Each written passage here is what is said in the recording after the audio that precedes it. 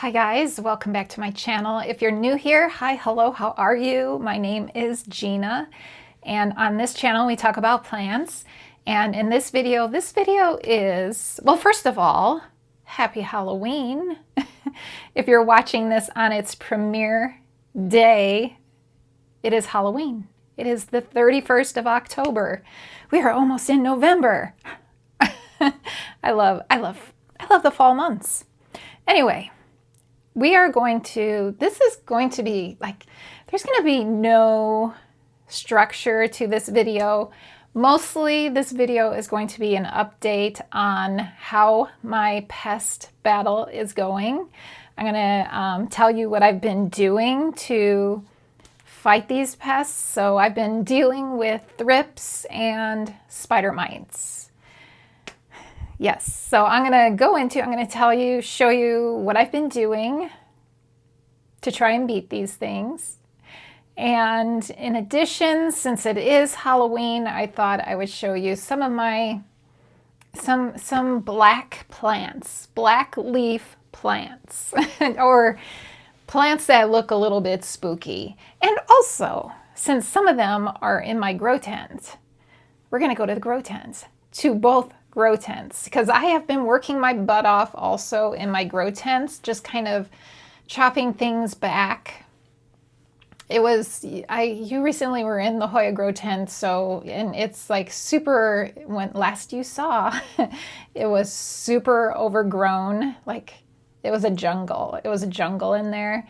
It is no longer, yeah, it sort of is still a jungle, but it's a bit more groomed, for lack of a better word, a bit more or less chaotic, even though it's still a jungle full of lots of plants. There's not so much vining.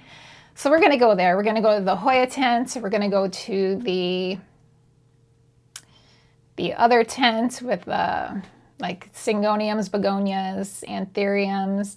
I have been selling a lot of plants also. I have been purging. So this time of year, usually this happens every fall. It happens to me every fall. So I end up finding pests, and then I freak out about the pests, and then I end up getting rid of a bunch of plants. And yeah, I literally feel the bug to purge. Bug is the theme of this video. Bugs. But yeah, I just get the bug to purge, and not just like plants. I'm not just getting rid of plants. I'm also purging other things in my life, like clothing, donating clothing, just like home decor stuff, just extra stuff that I've actually, some things that I have been packaged up since we moved from California in 2018. Some things have still been like boxed up, and it's what, 7 years? Has it been 7 years? Has it really been 7 years? Holy moly. 7 years since we moved, that some of these things have been in boxes, and clearly I don't need them if they've been in boxes for some years, so they're out. They're out. I'm also clearing space. This is kind of exciting. So I keep my grow tents in the basement, and there is a corner of our basement is unfinished, but there is plumbing. It has plumbing down there for a bathroom. So kind of in between both of my grow tents, there's a little section for a bathroom, plumbing. And Derek is going to put in a utility sink for me so that I don't have to like go up and down the stairs with gallons of water every single day. I can just go to my sink. And if I need to fill my humidifiers, I can just go to the sink in the basement.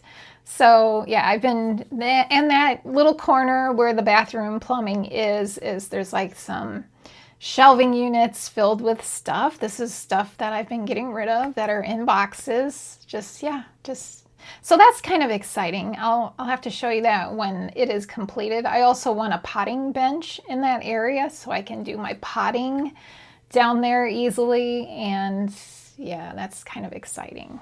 So anyway, so yeah, that's the plan. So I'm going to let you know what I'm doing to fight my pests. We're going to go to the grow tents. I'm going to show you some black plants to go with the Halloween, because it is Halloween on this day that if you're, like I said, watching it for the first time, premiere day, it's Halloween. Happy Halloween. So yeah, that's the plan. Okay, so now this is my office that we are in right now. And let me just pan around so you can see. So this office here has a lot of plants. A lot of the plants in my collection are in this room.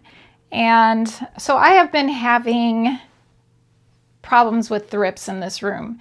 Now I have African violets, which that's right. Here's African violets. You probably can't see Nikki's in his basket right now, sleeping in his basket. Anyway, when I know thrips are, no. African violets are a good indicator for thrips for me in my collection. So that's usually the first place where I notice that there are thrips. So I think that there are a lot of African violets in this room here. I am currently sorry, we're a little chaotic here, but currently I just watered my air plants down here. They're drying. So that's why they're all down right there, drying right now. But here you see this full shelf filled with African violets here. And they're a great indicator of how things are going in my collection as far as thrips. Like if I'm having an issue with thrips, they are the first indicator of they're like, that's how I know. That's how I know. So anyway, so I first discovered the thrip problem, like, I don't even know how long it's been. Like maybe 4 weeks, maybe longer, maybe 6 weeks. And I was noticing them. And then when I noticed them on my Codex plants over here, and then also I found them on my Peperomia incana, which used to be sitting over here on the dresser there.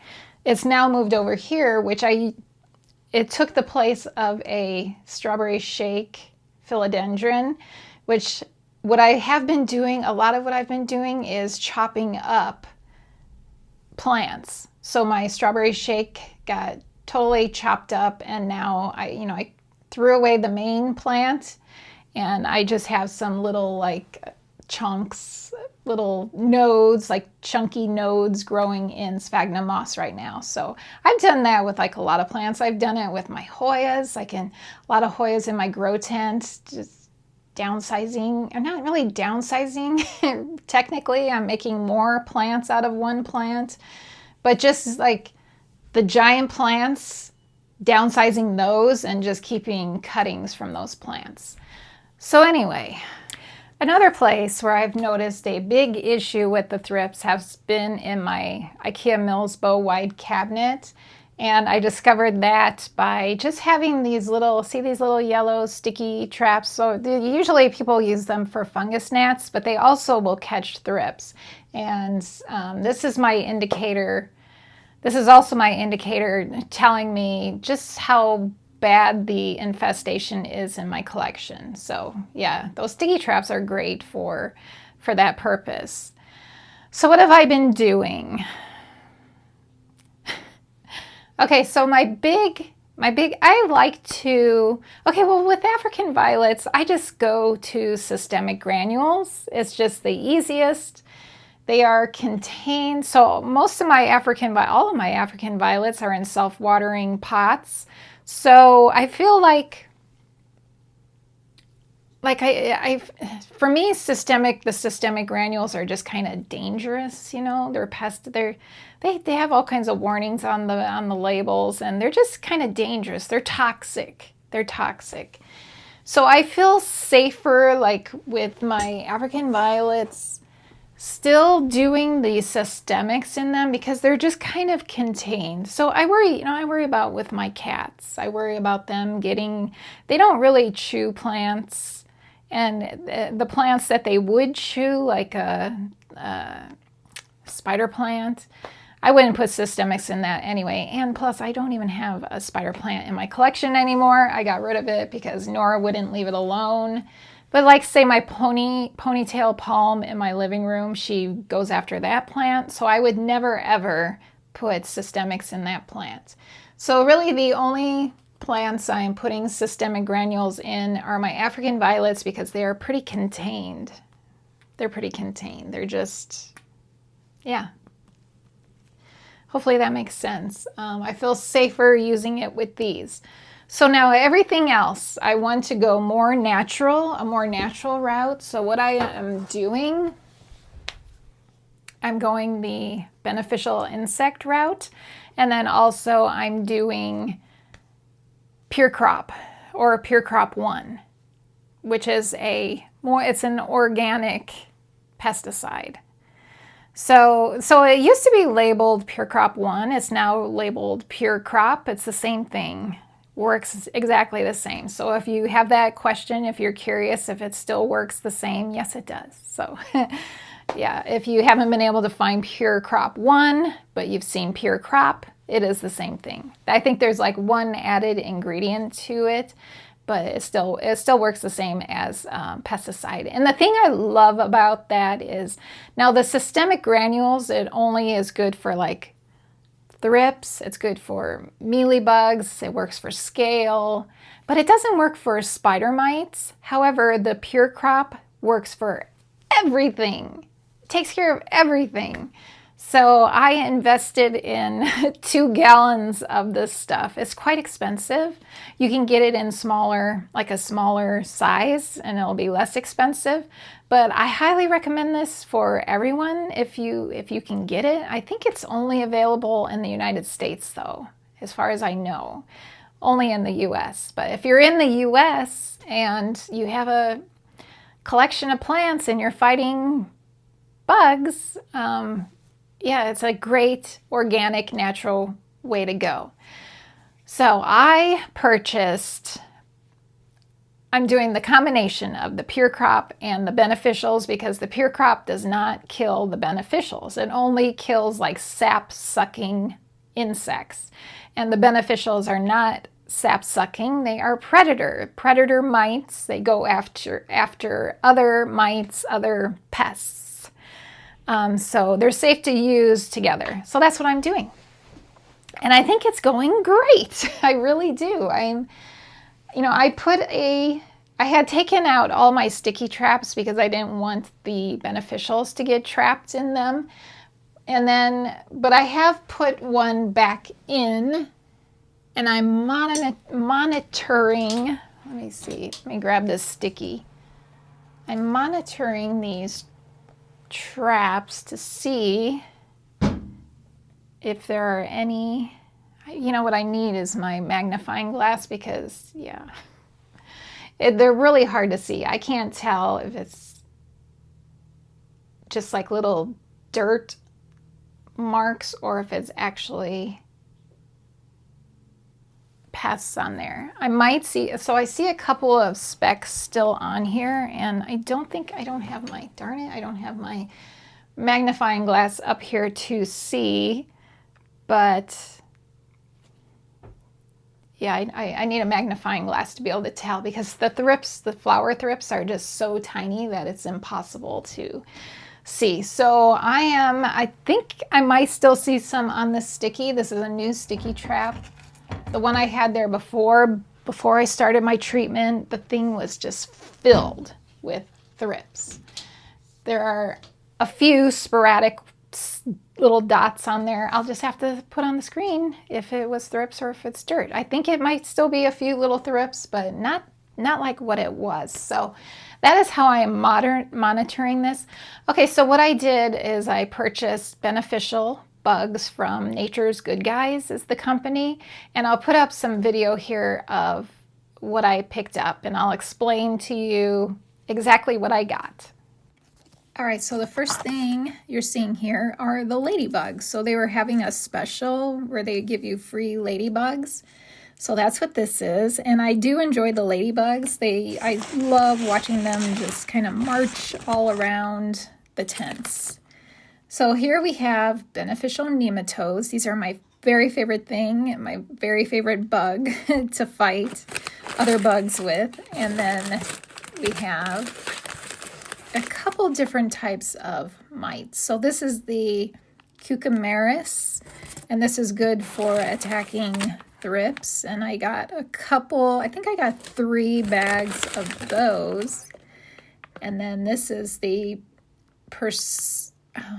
you can see it. I don't know how to pronounce it, but that's for the red spot spider mites. Those will go after. And those are just some cold packs that came in with the box. More cucumaris for thrips. Okay, so now that video you just saw, that was a few weeks ago, like maybe 3 weeks ago, maybe 2 weeks. Maybe it's only been 2 weeks. So my favorite thing is those nematodes, the beneficial nematodes. So what I did was I filled a 5-gallon, it's up to 5 gallons. You can make it less, and or you can go up to 5 gallons of water, like mix it with 5 gallons of water, which is what I did. So I just got a big 5-gallon bucket, filled it with like room temperature water, and dumped the nematode powder packet into that and watered my plants with it. So I think I did every single plant in this room, except for, of course, I'm not going to do my pinguiculas, and I didn't do my African violets because those are filled with the systemic granules. But I did everything else. I didn't do my caudex either because they have systemics in them. But yeah, everything else, like this whole cabinet had the beneficial nematodes put in it, and just a lot of these other plants. That is my favorite, and I'm going forward. I am always going to do the beneficial nematodes. I want to buy some more, and I want to put in every single plant in my collection that doesn't have the systemics in the pot. I want to do the beneficial nematodes, and I have to look up. I'm not sure how often you're supposed to do it, but that's going forward. I am using beneficials, totally using them. So like you see, hopefully you can kind of see my little packets of the cucumaris mites are in this cabinet here. And yeah, there's in other places like sporadic throughout this room. I have them because the thrips fly and they can move to other plants. And then also because this room is so infested, I am doing the pure crop in the pots in these rooms with the plants that I can use it, not African violets, not pinguiculas, but pretty much everything else, definitely. Yeah, and then for the red spot spider mites, beneficial bugs, the bugs that kill the red spot spider mites, I put them on my cabinet in my kitchen, which that's where I saw the spider mites. And I haven't seen a single spider mite in at least a week, which is awesome. And I'm also doing the pure crop in those pots as well. So yeah, I feel like I can breathe again. Like for a while there, I probably aged 20 years fighting these things. Yeah, just it was crazy. I purged a bunch of plants, and yeah, I finally feel like I'm calming down, like things are calming down for me. I stopped selling plants in my plant shop just so I can concentrate on taking care of what's going on in my collection here. It also gave me time to work in my grow tents, to clean up my grow tents. And I might start selling again next week. I'm not sure yet. I probably will. I thought about doing it this week, but I was like, no, I still have things. I need to catch up on a few things, like repotting. I need to up-pot some baby anthuriums, like seedlings, and I still have a few things I want to do, but hopefully next week you'll see things in my shop again. Yeah, so anyway, let's look at a black leaf plant. Enough talk about bugs. That is my plan. That is what I'm doing for trying to combat these pests. So, all right, so now let's look at some fun, spooky-ish plants. And the first one I'm going to show you, you can't even see. This one needs cleaned up. You can see the back of the pot, but you can't see the front of the pot. This one is so cute. It's my little owl planter. And this here, do you know what it is? Surely you know what it is, right? This is the philodendron micans. A perfect little Halloween combination here. You got like the newer, this is like a dying off leaf, but it has kind of an orangey color to it with the dark black of the micans plant, and it's and the owl, because owls are kind of like Halloween-y animals. So yeah, I think it's a great combination there. So philodendron micans, and then I'll take you off of the tripod to see another dark plant in my collection, because I don't think there's not really that many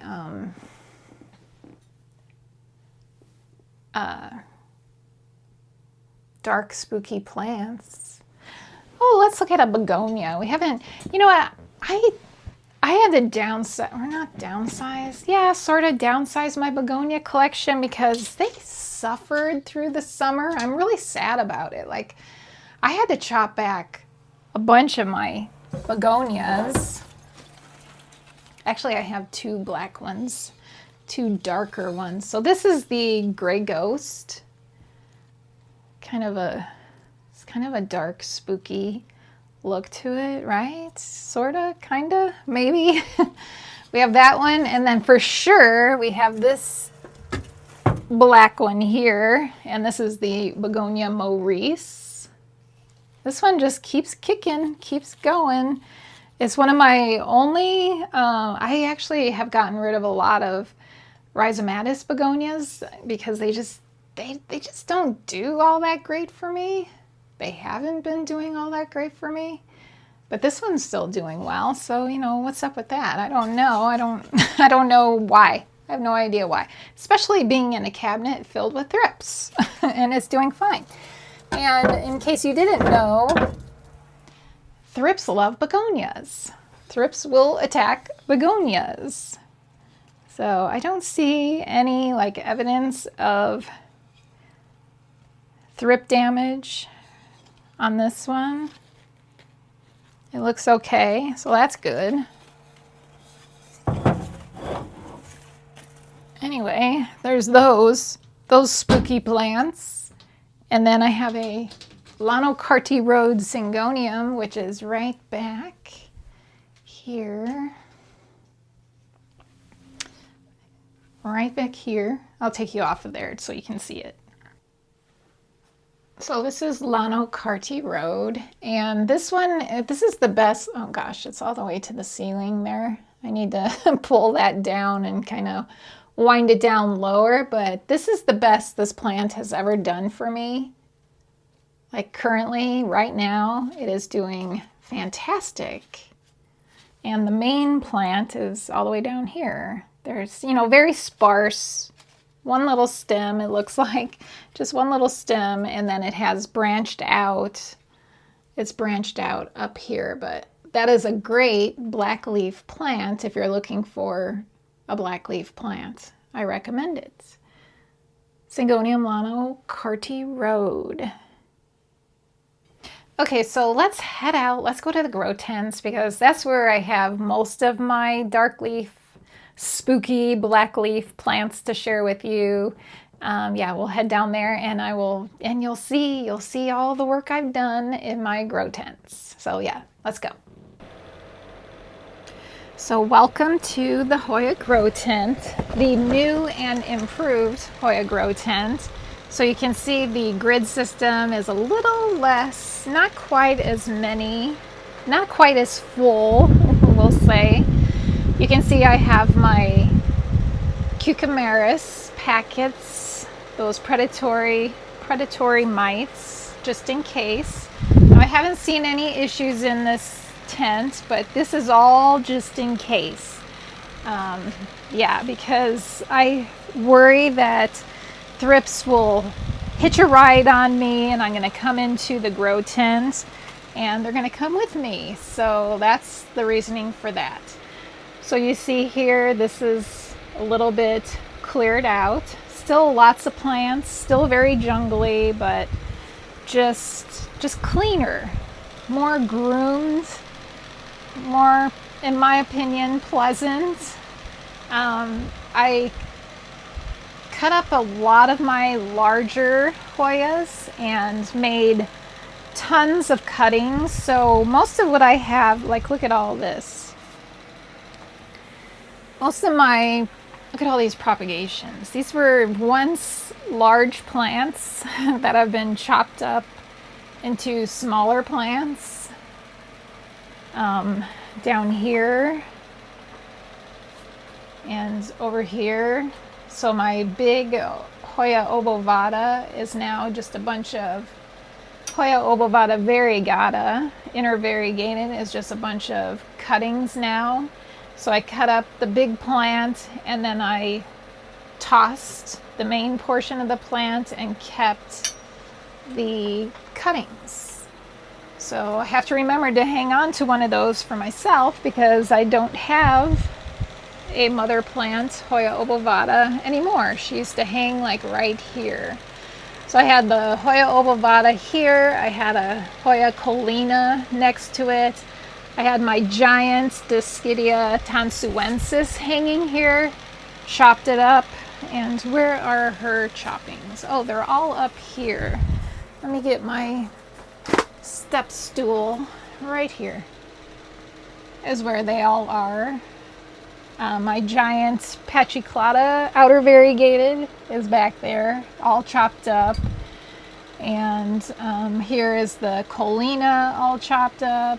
There's some ladybugs marching along. They're fun to watch. They just kind of march all over. There's one on a plant. Yeah, just a lot of cuttings. My Hoya Daykie, I totally chopped up, kept just some cuttings of it. What else? Oh, you remember we did these together. We made these together. It's all caught up. My Thai pink lipstick plants, these guys are about ready, I would say. I know when I did the propagation of these, I said to you guys that I don't know that, like, there's no way 100% of my cuttings will actually survive. Well, you know what? They have all survived. Every single cutting took. So I'll have some really nice full pots of Thai pink lipstick plants for you guys coming up soon. Too bad it's the winter months right now. Hey, here is a nice black leaf plant for you. This is the Hoya croniana silver black, or black silver, I forget. Super silver black it's called. It's a nice Halloween-y plant for you. Dark color. My mother plant, I had a large Hoya croniana black. I ended up chopping up the mother plant totally, and I just have cuttings of her, which I didn't keep very many, but there's like 3 here, or 4 maybe. Looks like 4. 1, 2, 3, 4. Yeah, I have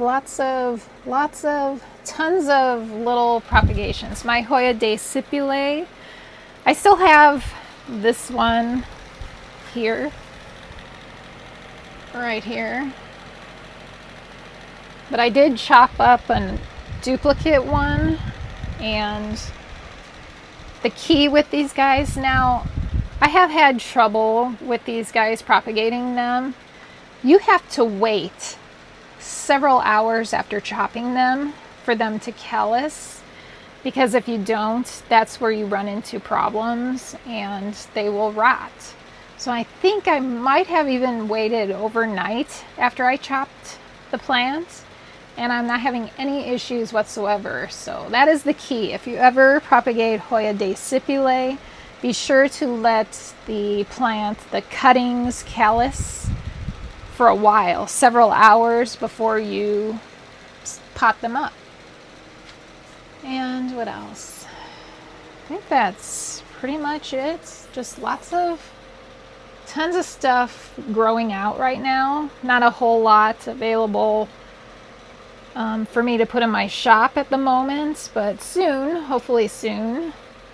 And like I said, I'm hoping next week to maybe put some plants in the shop again. Here's our Kira. Here's your Weibergia round leaf. Here's our little project. Looking pretty good. It's got a really long growth point. Pretty cool, huh? I think. Oh, you know what? I have my little begonias in boxes up here. So let's open one up. They're doing okay. They're doing okay. Let's open a couple of them up. All right, so here, remember these begonias in boxes? So this one's doing pretty good. We have everything survived that I put into it, and it's still growing pretty nicely. Now this looks a little bit chlorotic, maybe, like not a whole lot of color to it. I'm not sure exactly why, if it's too bright for it. Amphioxus also looks a little bit pale. Everything looks a little bit pale in here. Possibly I'm not giving it enough nutrients, most likely, so I will need to fix that, but overall looking pretty good, I would say. So there's that one. All right, so here's two more for us to check out. And what do we have here? Ooh, look how much this candy stripe has grown. It has grown a ton. I actually haven't been in this bin in a long time. I have a dead leaf there. This Amphioxus is not quite as big as the other one. And this one also pale coloration on everything here. Yeah, let's see if this one rooted, but still no new growth on the Kingiana. So there's that bin. And then this bin, let's see.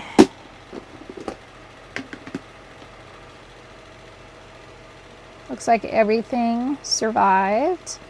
This is how this one starts to grow. So the new growth pops out of the center of that leaf, which is kind of cool. See that? Right there. Pretty cool.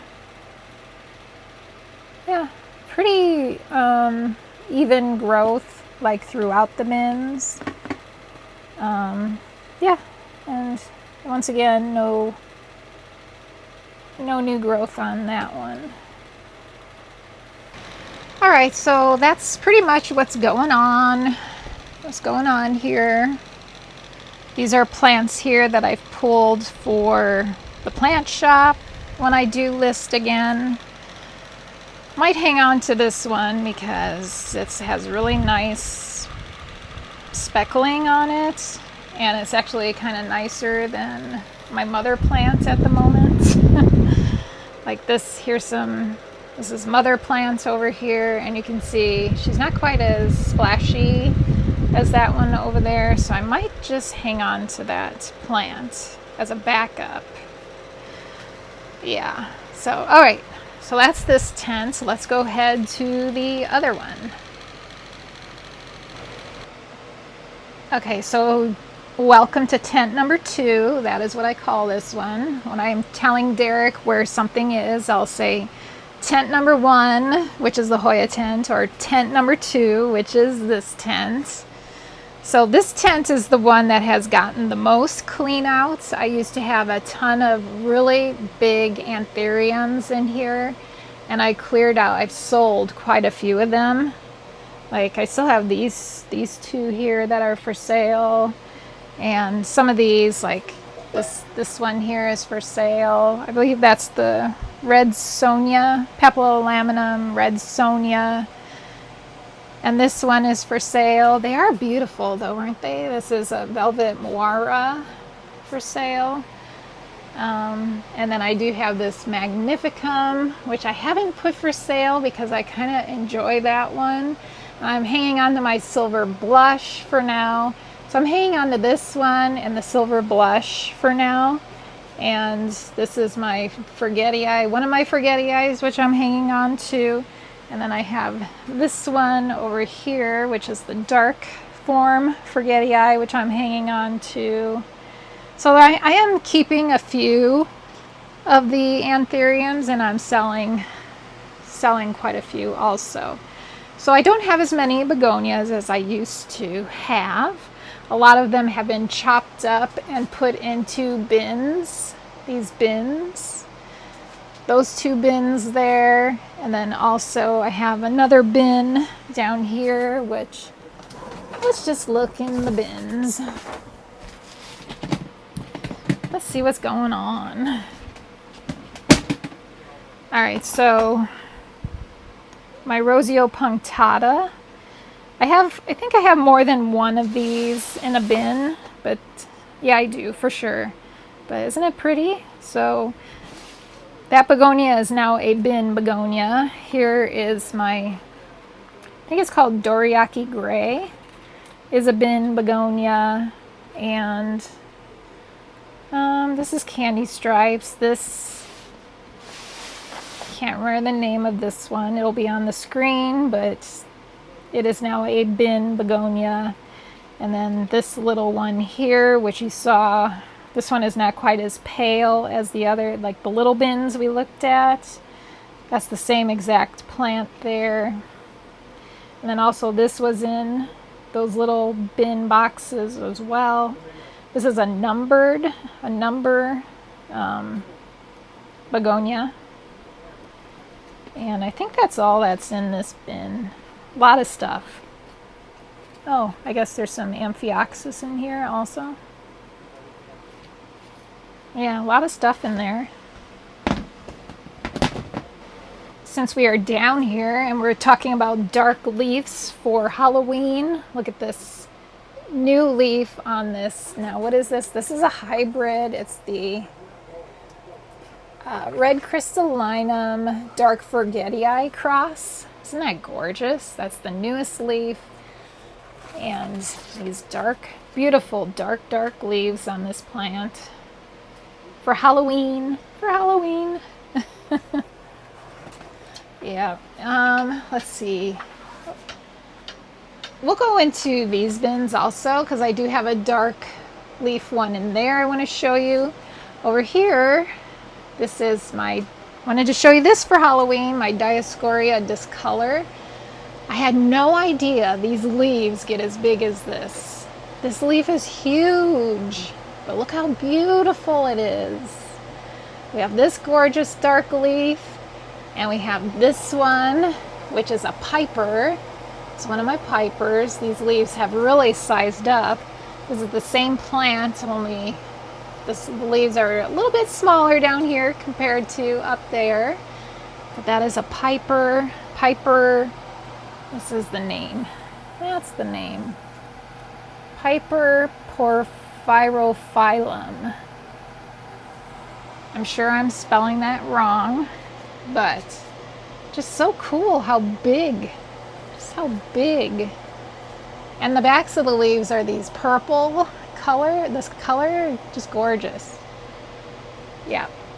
So yeah, my begonia collection has kind of dwindled a little bit because of the chopping up of plants. Well, actually the reason they, see now look, this is my Sinbad back here. It looks absolutely horrible. It looks horrific right now. I don't know. Not sure what is causing that. It might just need an up pot, and that's why it looks so terrible. Not sure. But I do have cuttings of that one down here, which look better. So I may end up just pitching that one. See, that's what I've been doing. When the plants aren't looking so good, I'll just chop them up, pitch the main plant, and either pot up the little cuttings, or like this is snow-capped, looking good. This is an example of one that I chopped and threw out the mother plants, and this is all I have left of this one, the Chlorosticta cross Chloronera. This is looking okay. But yeah, some of them are just, they just haven't done well. I think it's got too dry in this grow tent over the summer, and it just really hurt the begonias. Here's my Thai constellation, very beautiful. That's the newest leaf. That was a prior leaf, really pretty, love it. And a bunch of propagations of the Frydek, my variegated Frydek. Mother plant is now up here in this corner. She still is doing really well.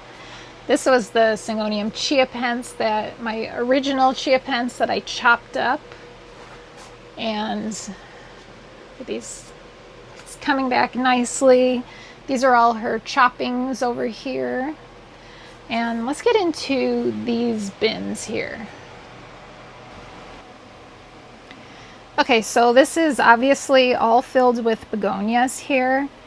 Now, this is a newer begonia in my collection, and I apologize now, I do not know the names of many of the plants in here, so they will be on the screen, but I just thought this was really pretty.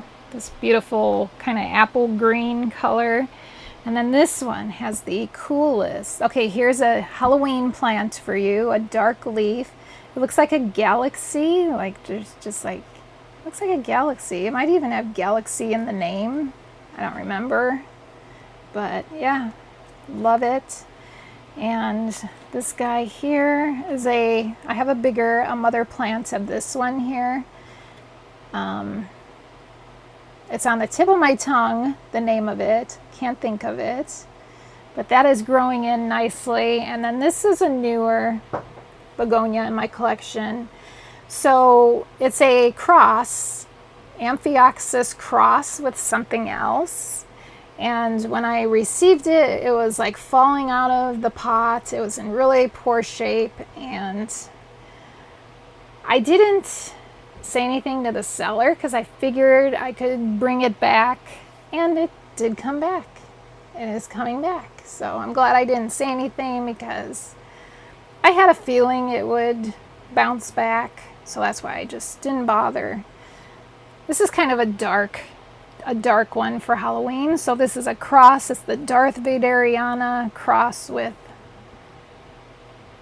another begonia, which I think the cross is this one right here, which I can't remember the name of, but that's the mother or the father crossed with the Darth Vaderiana and gives us this look right here. And then this is a Chlorosticta red. And then this is all I have left of my Paulensis. So I stuck this leaf into the bin, and it popped out this brand new leaf here. So that's pretty cool. But it is now a bin dweller. It's one of my begonia bin dwellers, because they just do better for me in the bins. So this is the final bin we're going to look at. This is my original bin. I've had this one going for many months, and here you can see more of the Rosio punctata here. This is the biggest plant I have right now. My candy stripes, this is the biggest candy stripes I have right now. My original mother plant just kind of didn't look good and just started to die off. And this is the Chlorosticta red here, beautiful. And then here Don't want to touch it because I think touching it is a bad thing. But this is my mother plants of this one, this pink one, which is probably my favorite begonia in my collection. Look at this.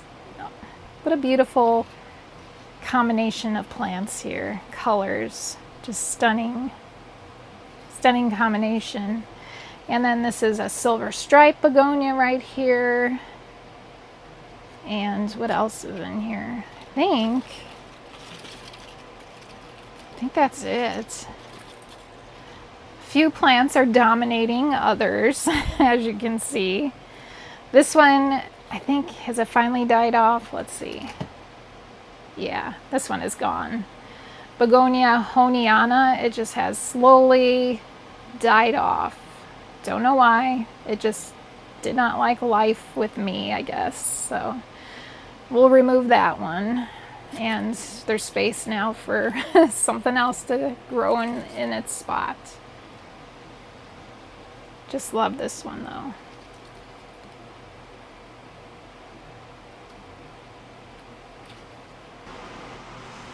All right, so that is what's been going on in my grow tents, cutting things back, trimming things down. Now also in here we have the cucumaris mites for thrips. I have also in both tents, I'm doing the pure crop 1 on every single plant. And yeah, that's better safe than sorry is what I say. So yeah, things are going well. I'm really happy with how I've chopped things back, and I feel like I can just breathe easier now in my tents and just overall with my collection. All right, so that's what's going on. That's what's been going on in my world here for the last three weeks. I think I'm going on 3 weeks now of treating the plants in my collection. And like I said, so far, I feel like it's going really well. I feel like I feel positive about how things are going for my collection right now. And yeah, it's a very good feeling because way back at the beginning, I thought like, this is it. I was like, I was ready to just leave all this. Except for pinguiculas and probably my succulents, because for the most part, they don't give me any problems.